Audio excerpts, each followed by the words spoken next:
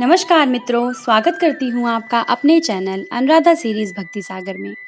आज के वीडियो में हम लोग जानेंगे सर्वपितृ अमावस्या के बारे में।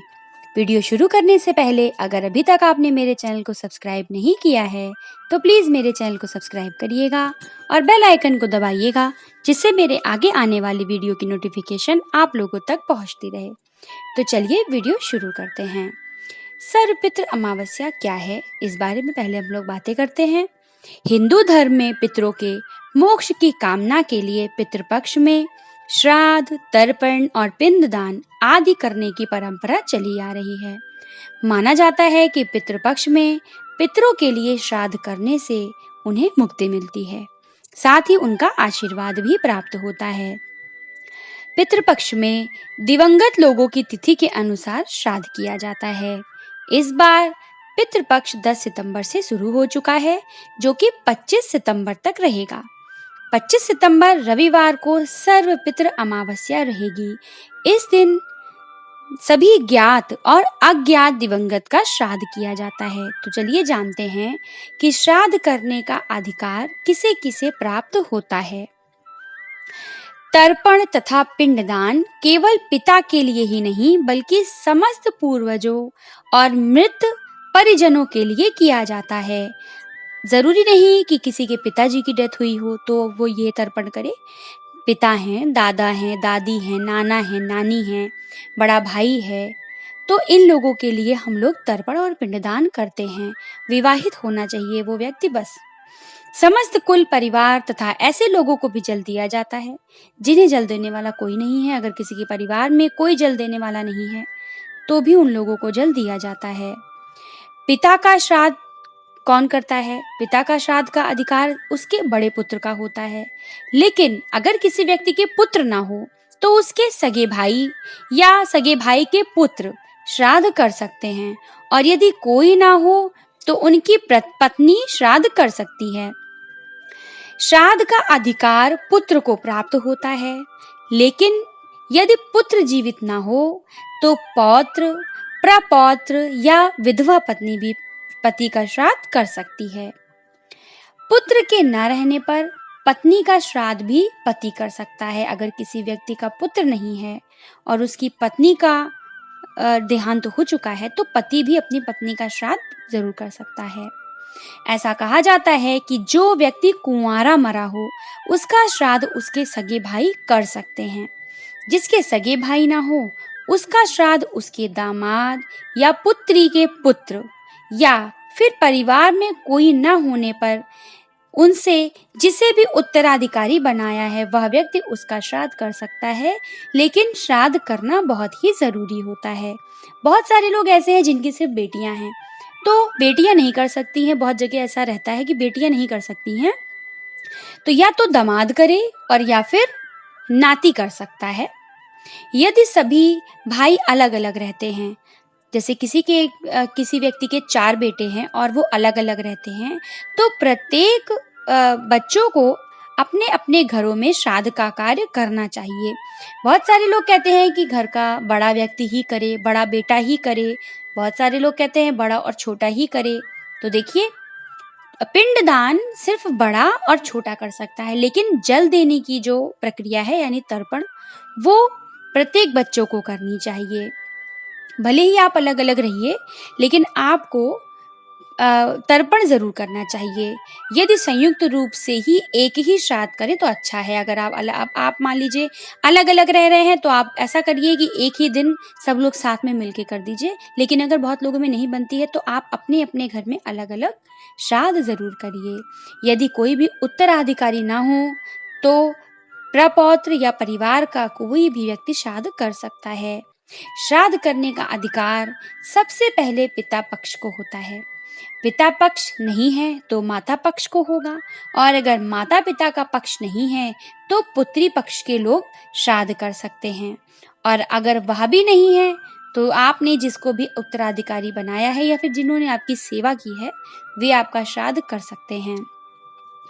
और सबसे महत्वपूर्ण बात यह है कि श्राद्ध उसी को करना चाहिए जिसके मन में श्रद्धा पूर्वक अपने मृतक जो आपके परिजन हैं उनके लिए प्रेम हो। श्रद्धा पूर्वक अगर आप यह कार्य करते हैं तो आपके जो पूर्वज हैं उनको मुक्ति मिलेगी। लेकिन अगर आपके मन में ये है कि नहीं, श्राद्ध-वाद्ध कुछ नहीं होता है, इस सब से कुछ नहीं होता है, लेकिन फिर भी आप मजबूरी में कर रहे हैं, तो ऐसा आप बिल्कुल भी ना करें। जिस प्रकार हम लोग ईश्वर की पूजा हृदय से करते हैं, मन से, तभी हमें उसका पूर्ण फल मिलता है। उसी तरह से श्राद्ध करते समय भी आपको इन बातों का ध्यान ज़रूर रखना है कि श्राद्ध अगर आप कर रहे हैं तो आपका मन पवित्र हो और आप इस इच्छा से करें कि मैं आज यहाँ पे जो भी कार्य कर रहा हूँ यह मेरे पूर्वजों के पास जाए और मेरे पूर्वज इससे तृप्त हों। अब हम लोग जानेंगे कि सर्वपितृ अमावस्या का महत्व क्या है। तो देखिए, हिंदू धर्म में वैसे तो हर माह में आने वाली अमावस्या का अपना महत्व बताया गया है, लेकिन सर्वपितृ अमावस्या या फिर महालय अमावस्या का दिन बेहद ही खास होता है। इस दिन पितरों का तर्पण करने से वे प्रसन्न होते हैं और इस दिन पितरों के निमित्त विशेष व्यंजन पकवान बनाए जाते हैं। भोजन को कौवे, गाय, कुत्ते आदि को दिया जाता है। इसके साथ ही इस दिन ब्राह्मण भोज भी कराया जाता है। पितृदोष से पीड़ित लोगों के लिए यह दिन बेहद महत्वपूर्ण होता है। अगर किसी की कुंडली में पितृदोष है तो इस दिन आप लोगों को उपाय जरूर करने चाहिए। अब हम लोग जानेंगे कि इस दिन हम लोगों को क्या करना है और क्या नहीं करना है। तो देखिए, सर्वपितृ अमावस्या का दिन पितृपक्ष का आखिरी दिन होता है। धार्मिक मान्यता के अनुसार इस दिन पितरों की विदाई की जाती है। इसे सर्वपितृ अमावस्या के नाम से जाना जाता है। इस दिन तर्पण करना आवश्यक माना गया है। माना जाता है कि इस दिन घर आए किसी भी गरीब या जरूरतमंद को खाली हाथ नहीं भेजना चाहिए। अगर आपके घर में इस दिन कोई भी गरीब व्यक्ति आता है तो आप अपनी यथाशक्ति उसे कुछ पैसे, अन्न, वस्त्र आदि का दान जरूर दें, उसको भगाइए नहीं। पितृपक्ष के आखिरी दिन मांस मदिरा का सेवन भूलकर भी नहीं करना चाहिए। इससे आपको पितृदोष का सामना करना पड़ सकता है। सर्वपितृ अमावस्या के दिन जाने अनजाने में हुई गलती के लिए भगवान से क्षमा मांग ले और ऐसा कोई भी कार्य ना करे जिससे आपके पितृ नाराज हों। पितरों को प्रसन्न करके ही विदा करना चाहिए ताकि वे जाते समय हम लोगों को खूब सारा आशीर्वाद दें। अब मैं आप लोगों को बताने वाली हूँ एक महा उपाय। तो आप लोगों को करना क्या है। तो देखिए, 15 दिन में आप लोगों ने बहुत सारे कार्य किए, दान दिए, पितृपक्ष में आप लोगों ने दक्षिणा दिया, पिंडदान किया, लेकिन जो सर्वपितृ अमावस्या है इस दिन आप लोगों को एक कार्य करना है जिससे आपके पितृ प्रसन्न होंगे और आप लोगों को खूब सारा आशीर्वाद देंगे। यदि किसी की कुंडली में पितृदोष है तो वह भी दूर होगा। आप लोग को करना क्या है कि देखिए, पीपल के पेड़ के नीचे आप लोगों को इस दिन दिया जरूर जलाना है। ऐसा माना जाता है कि पीपल के पेड़ पर पितरों का वास होता है।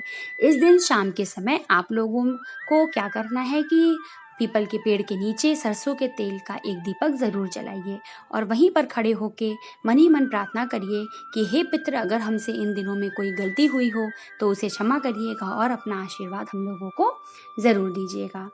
यदि आप में से कोई पूरे पितृपक्ष में जल से तर्पण नहीं कर पाए हैं तो उन लोगों को क्या करना है कि पितृपक्ष की अमावस्या के दिन जल में आप थोड़ा सा काला तिल डालकर पूर्वजों के नाम, अपने पूर्वजों का नाम लेते हुए तर्पण करिए। ऐसा करने से आपके पितरों को शांति मिलेगी। ऐसा कहा जाता है कि सर्वपितृ अमावस्या के दिन अगर आप लोग ये उपाय करते हैं तो यह आप लोगों के लिए बहुत अच्छा है। सर्वपितृ अमावस्या के दिन आप लोगों को और क्या करना है, आप लोगों को मंदिर में जाकर चावल, आटा, गुड़, काली उड़द की दाल और घी का दान जरूर करना है। अगर आप लोगों की यथाशक्ति है तो किसी ब्राह्मण को घर में बुलाकर भोजन अवश्य कराएं और ब्राह्मण को आप लोगों को वस्त्र जरूर दान में देना है।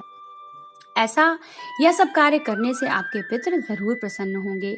एक उपाय आप लोगों को और करना है कि अमावस्या तिथि के दिन गाय को घी और गुड़ के साथ रोटी जरूर खिलाइए।